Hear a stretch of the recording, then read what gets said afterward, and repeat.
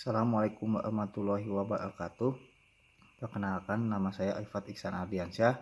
Saya perwakilan dan juga selaku moderator dari kelompok 3. Di sini saya akan memperkenalkan anggota-anggota kelompok saya. Yang pertama adalah Astri Sulastri, yang kedua Dina Nur Fadilah, yang ketiga Ini Nur Fadilah, yang keempat Syifa Nur Hikmah. Lalu saya akan membacakan sebuah profil PT Unilever Indonesia. Yang pertama, PT Unilever Indonesia merupakan salah satu perusahaan besar yang memproduksi barang-barang kebutuhan pribadi dan rumah tangga selama puluhan tahun dan dikenal sebagai perusahaan multinasional yang beroperasi di seluruh dunia, salah satunya Indonesia. Lalu, PT Unilever merupakan salah satu perusahaan besar didirikan pada tanggal 5 Desember 1933 dengan level Zip Fabrieken dan beroperasi secara komersil tahun 1933. Kantor pusat Unilever di Geraha Unilever, BSD Green Office Park, Kavling 3, Jalan BSD Boulevard Barat, BSD Citi, Tangerang, Banten. Visi misi PT Unilever Indonesia. Yang pertama, bekerja untuk membangun masa depan yang lebih baik. Yang kedua, membantu orang-orang merasa nyaman, berpenampilan baik, dan lebih menikmati kehidupan dengan brand dan pelayanan yang baik bagi mereka dan bagi orang lain. Yang ketiga, menjadi sumber inspirasi orang-orang yang melakukan hal kecil setiap hari yang dapat membuat perbedaan besar bagi dunia. Yang keempat, mengembangkan cara baru dalam melakukan bisnis dengan tujuan membesarkan perusahaan kami 2 kali lipat sambil mengurangi dampak lingkungan. Tujuan dan prinsip PT Unilever Indonesia. Yang pertama, tujuan corporate dari PT Unilever Indonesia adalah kesuksesan memerlukan standar tinggi dan perilaku corporate terhadap setiap orang yang bekerja dengan kami, komunitas yang kami sentuh, dan lingkungan yang terdampak dari pekerjaan kami dengan prinsip 1. Selalu bekerja dengan integritas. 2. Memberikan dampak positif. 3. Komitmen yang berkelanjutan. 4. Menjalankan aspirasi. 5. Bekerja dengan yang lain. Assalamualaikum warahmatullahi wabarakatuh. Saya Rini Nur Fadilah akan memaparkan mengenai segmentasi pasar pada PT Unilever Indonesia Tbk.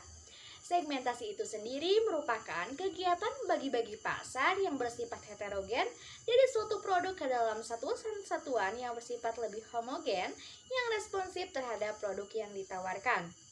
Menurut Solomon pada tahun 2003 menyebutkan terdapat 5 dasar umum untuk segmentasi pasar, yaitu yang pertama geografis, 2 demografis, 3 psikografis, 4 gaya hidup, 5 sikap, kejadian, manfaat, serta guna. Yang pertama mengenai segmentasi geografis.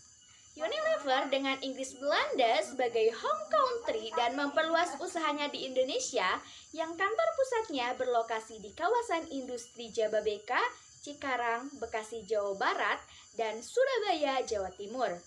Yang kedua, segmentasi demografis yang dilihat dari usia. Misalnya, produk Pepsodent yang ditawarkan tidak hanya konsumen dewasa saja, melainkan juga untuk konsumen anak-anak, seperti Pepsodent gigi susu orange dan Fruity susu untuk gigi susu anak.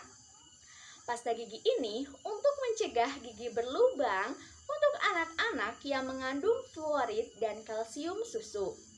Yang ketiga, segmentasi psikografis. Dilihat dari konsumen produk Pepsodent yang dikhususkan untuk konsumen tertentu. Misalnya, Pepsodent Sensitive Export untuk menghilangkan rasa ngilu dengan cepat pada konsumen dengan gigi dan gusi sensitif. Yang kedua, Pepsodent Complete Plus Gum Care untuk perawatan terbaik dan menyeluruh kesehatan mulut keluarga, terutama untuk konsumen yang sering mengalami gusi berdarah dan menghambat pembentukan karang gigi. Yang keempat, segmentasi gaya hidup yang dibedakan dengan tradisional, mewah, modern, atau sederhana. Perusahaan ini menyediakan produk dengan berbagai variasi harga. Yang kelima, segmentasi sikap yang dibedakan berdasarkan status pemakai, menggunakan produk untuk loyalitas merek, tingkat penggunaan, status kesetiaan, dan sikap. Contohnya, pasta gigi keluarga yang menyediakan manfaat khusus untuk memuaskan kebutuhannya. Sekian yang dapat saya sampaikan, akan dilanjutkan oleh rekan saya. Nama saya Sipa Nurikma, materi selanjutnya yaitu targeting pada PT Unilever Indonesia Tbk. Sebelum kita mengetahui targeting pada PT Unilever Indonesia Tbk, sebaiknya kita mengetahui dulu apa sih targeting itu. Targeting itu, jadi intinya targeting itu adalah suatu proses mengevaluasi dan memilih satu atau beberapa segmen pasar yang dinilai paling menarik untuk dilayani dengan program pemasaran spesifik pemasaran, yang mana kriteria evaluasi yang digunakan meliputi ukuran dan potensi perubahan segmen, karakteristik struktural segmen, dan kesesuaian antara produk dan pasar. Targeting pada PT Unilever Indonesia Tbk salah satunya seperti produk Pepsodent, yang mana dalam iklan tersebut menceritakan seorang ayah yang sedang mengajarkan anaknya untuk selalu menyikat gigi, baik itu sesudah makan dan sebelum tidur agar terhindar dari kuman. Secara tidak langsung, iklan ini mengajarkan kepada konsumen yang menonton, terlebih kepada anak-anak agar mengetahui betapa pentingnya menyikat gigi. Dengan melihat tokoh yang ditayangkan dalam iklan Pepsodent tersebut, terlihat bahwa target market dari produk Pepsodent tersebut yaitu seluruh anggota keluarga, mulai dari dewasa hingga anak-anak.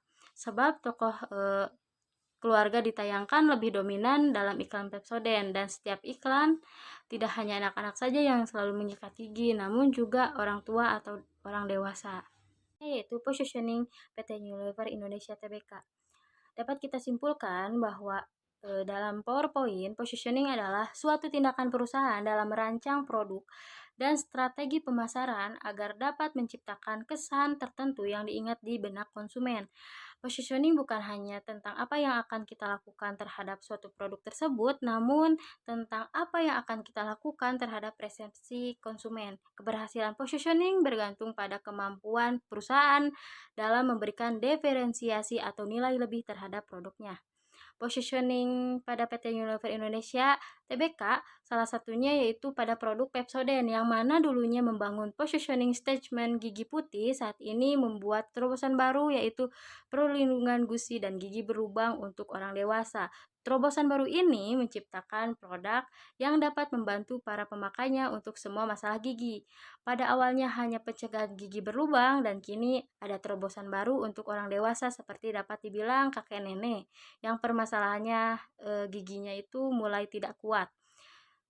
Perubahan ini bukan semata-mata hanya kata-kata yang diubah, melainkan produsen telah memikirkan perubahan kuantitatif target pasar dan segmen pasar yang dibidik, karena tentu ketika seseorang mencapai usia tua dengan gigi berlubang sangatlah tidak nyaman, sehingga Pepsodent menjadi jawabannya. Sekian dan terima kasih. Materi selanjutnya akan disampaikan oleh teman saya. Perkenalkan, saya Asri Sulastri. Di sini saya akan menyampaikan materi mengenai marketing mix PT Unilever Indonesia. Yang pertama yaitu produk. Produk yang ditawarkan oleh Unilever merupakan produk-produk yang digunakan oleh konsumen sehari-hari, mulai dari pembersih rumah, perawatan tubuh, hingga makanan. Produk yang ditawarkan memiliki keunikan masing-masing yang ditonjolkan sebagai produk yang lebih unggul dibandingkan dengan pesaingnya. Keunggulan produknya diperlihatkan melalui sustainability innovation yang terus dikembangkan. Contoh dari produk-produk Unilever Indonesia adalah Axe, Bango, Buah Pita, Citra, Clear, Close Up, Cornetto, Magnum, Pedal Pop, Pepsodent, Sunlight, dan lain-lain. Kemudian, yang kedua yaitu price atau harga. Penetapan harga pada setiap produk Unilever mengadopsi orientasi persaingan. Harga yang ditawarkan sesuai dengan kualitas dan juga target pasar. Contohnya, harga es krim Magnum yang lebih mahal dibandingkan dengan harga es krim lain. Hal ini karena kualitasnya yang mana memiliki keunggulan pada bahan pembuatannya. Yang ketiga, place atau tempat. Produk-produk Unilever dipasarkan secara internasional.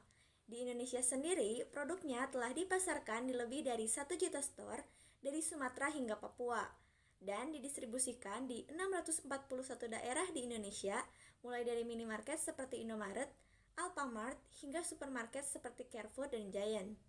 Kemudian, yang keempat, promotion atau promosi. Promosi dilakukan dengan mengiklankan produk di berbagai media massa seperti koran, majalah, hingga televisi. Iklan yang ditampilkan bersifat persuasif dan membuka pikiran konsumen mengenai produk yang ditawarkan oleh Unilever. Kemudian, promosi dilakukan dengan membuat program brand in action seperti Project Sunlight, Magnum New Cafe, dan Festival Jajanan Bango. Untuk materi selanjutnya akan disampaikan oleh teman saya, Dina. Assalamualaikum warahmatullahi wabarakatuh. Saya Dina Fadila. Di sini saya akan memaparkan materi mengenai marketing mix, yaitu people, physical evidence, dan proses. Marketing mix yang kelima yaitu people. Salah satu kekuatan Unilever ada pada kualitas sumber daya manusianya. Unilever secara rutin merekrut lulusan baru dari universitas terkemuka. Selain itu, diberikan pelatihan sistem produksi, pemasaran, dan keuangan selama 3 bulan.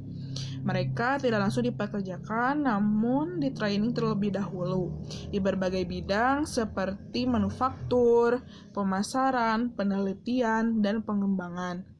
Saat ini, tenaga kerja yang diserap oleh Unilever secara langsung berjumlah 3.000 orang. Ini belum termasuk tenaga kerja tidak langsung. Total tenaga kerja yang terserap berjumlah 25.000 orang. Jika diasumsikan satu orang memiliki 4 anggota keluarga, maka perusahaan menanggung nasib sekitar 100.000 orang. Program pelatihan yang dilakukan PT Unilever terhadap para karyawan pada tahun 2012 mencapai 42.350 program menjamin pengembangan kemampuan karyawan perusahaan. Marketing mix yang keenam yaitu physical evidence, sarana fisik atau kemasan. Lingkungan kerja yang ada pada Unilever sudah sangat baik, mulai dari kantor, pabrik, dan gudang penyimpanan. Semuanya sudah sesuai dengan standar keselamatan kerja. Lingkungan kerja yang sehat ini dibuktikan dari berbagai penghargaan yang diterima oleh manajemen perusahaan. Unilever memiliki sejumlah pertimbangan dalam menentukan sebuah kemasan produk. Yang pertama, materi kemasan yang digunakan tidak mempengaruhi atau mengubah kandungan isinya. Yang kedua, desain packaging haruslah menyesuaikan cara penggunaan masyarakat. Dari segi material, Unilever menggunakan sejumlah bahan mulai dari plastik hingga material kaca. Sementara itu, dari segi bentuk, Unilever menyediakan kemasan yang bervariasi, mulai dari kemasan berbentuk jar, botol, dan tube. Dalam hal produksi kemasan, hampir semua kemasan produk milik Unilever diproduksi di Indonesia. Selain memperhatikan materi kemasan, Unilever juga rutin melakukan evaluasi dan update terhadap desain kemasan agar produk tetap relevan dan bisa diterima di masyarakat. Marketing mix yang ketujuh yaitu proses. Setiap proses produksi di pabrik selalu memperhatikan analisis mengenai dampak lingkungan atau AMDAL. Pertimbangan ini mengusung kepada konsep Go Green dan komitmen Unilever dalam menciptakan keberlangsungan serta kelestarian lingkungan. Adapun proses pada perusahaan Unilever, yang pertama yaitu proses produksi, yang kedua pengendalian produk yang dilakukan oleh Departemen Quality Control, yaitu yang ketiga packaging, pengemasan produk, yang keempat distributor, barang yang sudah di packaging siap didistributorkan ke berbagai distribution center di seluruh dunia. Lalu yang kelima, brand controller. Bagian ini memegang kendali pada tiap tempat yang tersebar di seluruh dunia. Ini mempermudah perusahaan untuk mengontrol terhadap jumlah produk yang dipasarkan dan memantau jumlah produk yang tersebar. Cukup sekian yang dapat saya sampaikan. Saya kembalikan lagi kepada moderator. Sekian presentasi dari kelompok kami. Apabila ada kekurangan, mohon maaf atas kesalahannya. Wabillahi taufiq wal hidayah. Wassalamualaikum warahmatullahi wabarakatuh.